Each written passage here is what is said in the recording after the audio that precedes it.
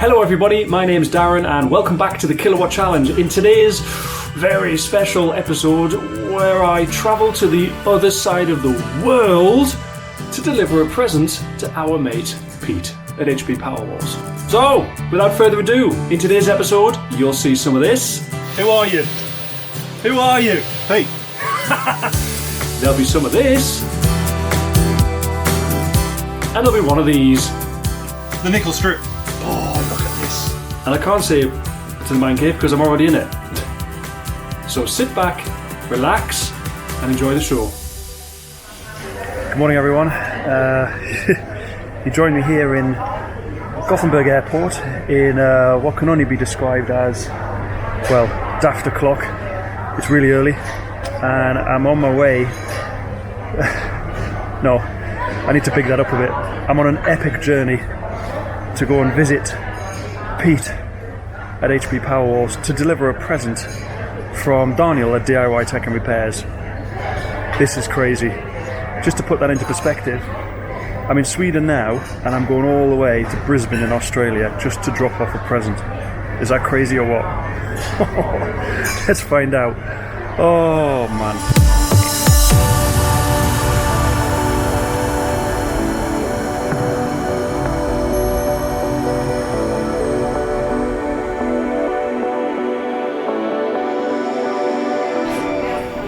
So, step one, this is Gothenburg to Copenhagen. Come on.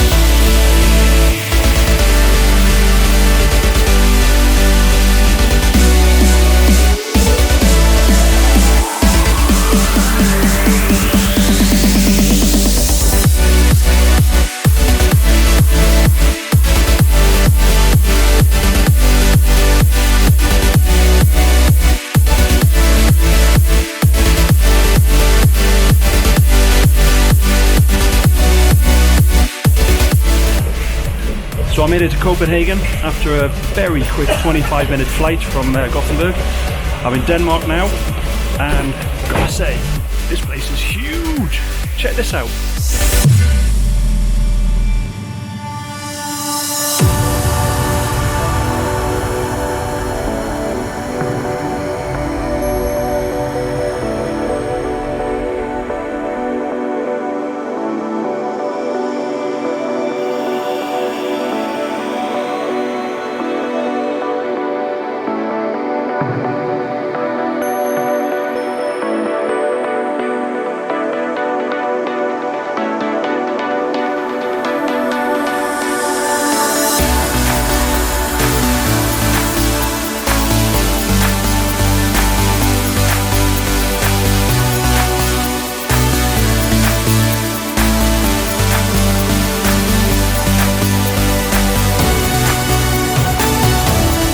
There it is. Let's go. Alright, Dubai, here we come.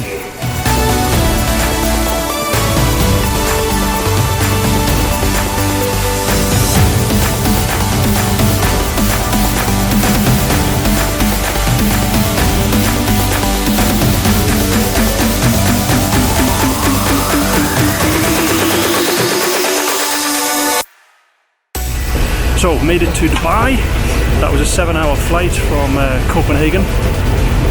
I've got a 2-hour wait here, and then 12 and a half hours to Adelaide in southern Australia. What am I doing? Why am I doing this?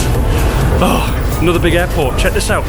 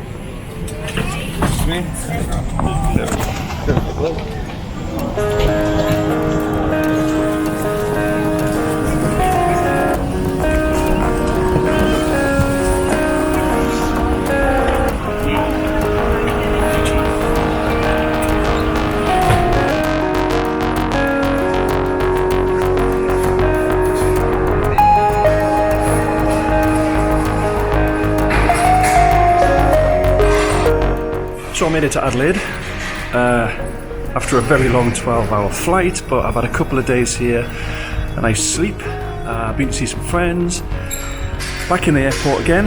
Now I've got 2.5 hours to go to Brisbane to go and see our mate Pete. I'm really pleased because I've managed to get through all airport security without any problems. So we shall see. For the last 2.5 hours, here we go.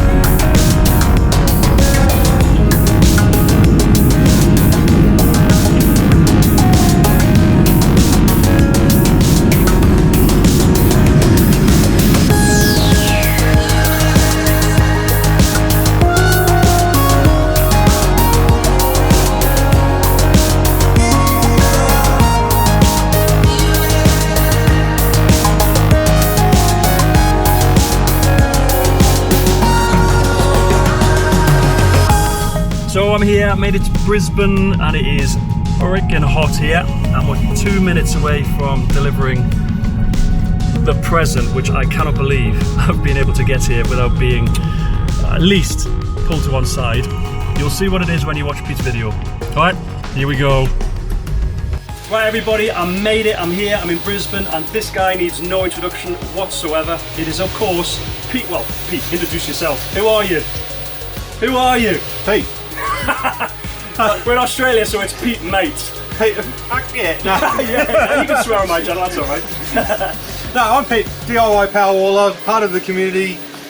Yeah, so HBPowerwall on YouTube. The present has been delivered, and if you want to see what it is, then you need to hook up with Pete's channel. There will be a link below. And Pete's very kindly taken 2 or 3 minutes out of his, it's a bit more than 2 or 3 minutes, 2 or 3 minutes out of his day to answer some questions, if I don't pass out. Because in stark contrast to Daniel's place, man, it is blisteringly hot in here. The sun is shining and it is 45 or something. No, it's 40, yeah. 40, yeah, well, you've got to exaggerate, haven't you? We'll turn a fan off so you can actually hear us. There's no air moving, I'm going to die. Right, 3 questions. Shoot. 3 questions. Number 1, bearing in mind I'm a complete noob, Yep. as are a lot of people, I'm worried that my 18650 cells are dangerous because we all talk about safety and fuses and stuff like that. Yep. Is there a risk, or in your opinion, or have you ever seen, whichever one, is it possible that an 18650 could actually explode? No. Just no. No. They don't explode, they simply vent. Vent? Right, okay. Oh yeah, when the gases come out and... Yeah, so you've got an 18650 cell here, it's a sealed canister. There's one end that is, by the very design, is weaker than the rest of the cell. Got it. If anything's going to happen to this cell, it's not going to explode. It can't explode, but it can vent, it can catch fire, it can do thermal runaway. Yeah. But actually exploding, I've never seen it. That is my take on it. I mean, there might be extenuating circumstances where you stab it or whatever, but to my mind, an explosion is a hand grenade going off. Yes, yeah, and that's the I context of the question. haven't seen that. That's good. Right, second question. But you're still good, right to be nervous. Well, it's still dangerous. It's all your videos and everyone else's videos about which fuse shall I use, and it's going to burn your house down, and it's so nice to be stood here right next to your array. What's that, 20 kilowatt hours? That's only 10. That's a 10 kilowatt hour array, and they're not burning, blowing up. Well, everything's burning in here, it's a lot. But, right, second question. Again, as a noob, where can I go to get to meet other people in the community, ask questions, just learn stuff? Because this is really niche-y. Yep. Where can I go to kind of, just be with other people in the hobby? Okay, so there's two main places. They've got the forum, secondlifestorage.com is the forum, and then DIYpowerwalls.com leads you over to Facebook group. So both have very, very large and growing communities, and the hive mind is brilliant. I mean, you can get heaps of new information, there's heaps of ideas coming on board all the time, and these ideas grow and evolve, and they've turned into a product where we're building packs like this one. We can tell we're ready for it. Yeah, this is the first take. The nickel strip. Oh, look at this. So, I mean, that's an evolutionary process within the community. Obviously, Tom from Battery Hookup has designed them, and as they evolve, everything's getting better and safer. So this is being designed and discussed in the community then? I think it was more sort of he took what he learnt away from the community, and then designed a product around what he could see that would help the community. Got it. Less heat in the cells, quicker, faster. It looks better. It's aesthetically pleasing. It really is. Speaking of heat, I've got time for one question. Then I'm going to have to run out of that door. The number one question that we're all asking: where can you get batteries? Anywhere. The best place I found to get cells in Australia is private schools. Oh, okay. They all have laptop programs and stuff like that, and regularly there's a recall or something on the batteries, and they have rooms full of old batteries and old laptops, and they don't know what to do with them. So reaching out to some of these schools has been very well, and in fact every single one of these NCR 18650s come from a local school out, I don't even think I can say where, but it was a local school in the area, about 100 k's away, so that's in the area. Considering it is Australia. In Australia, pretty much next door. Fantastic. Well, listen, thanks very much for your time. I've got a plane to catch. I hope you enjoy the present and be very careful. That was gold. Thank you thank you very much. I wish I had time to do something to send it back. I mean, be very careful with it. Yeah. So, all the very best, and keep up the good work, and loving the channel, and thank you very much, see you out there in the world of YouTube. Thank you very much. Thank you.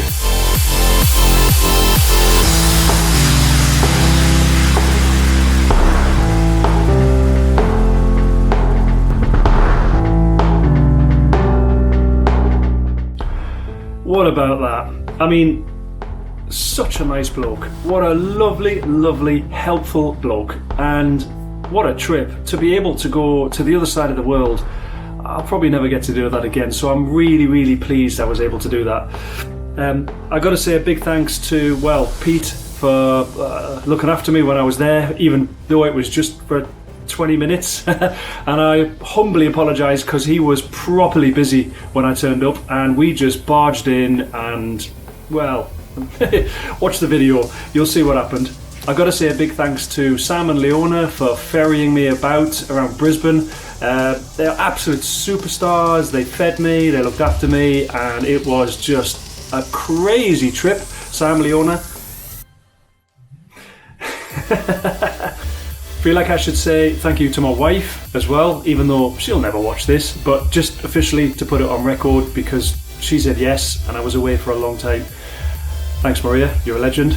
But of course, I have to also say thanks to Daniel from DIY Tech and Repairs for coming up with that genius idea.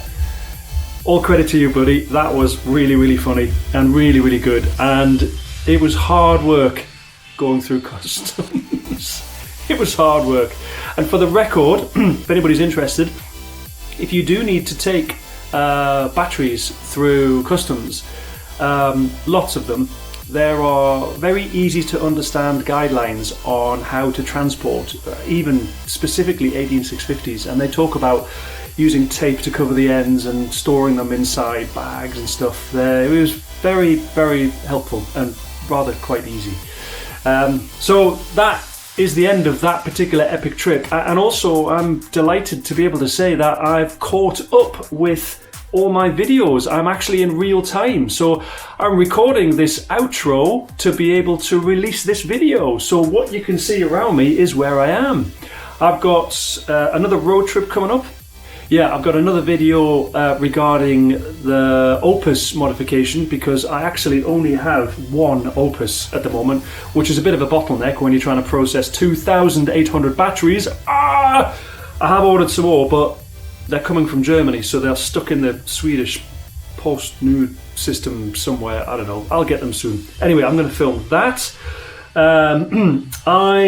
I'm talking to somebody about collecting some batteries from Stockholm, which I'm really excited about. There'll be more information on that.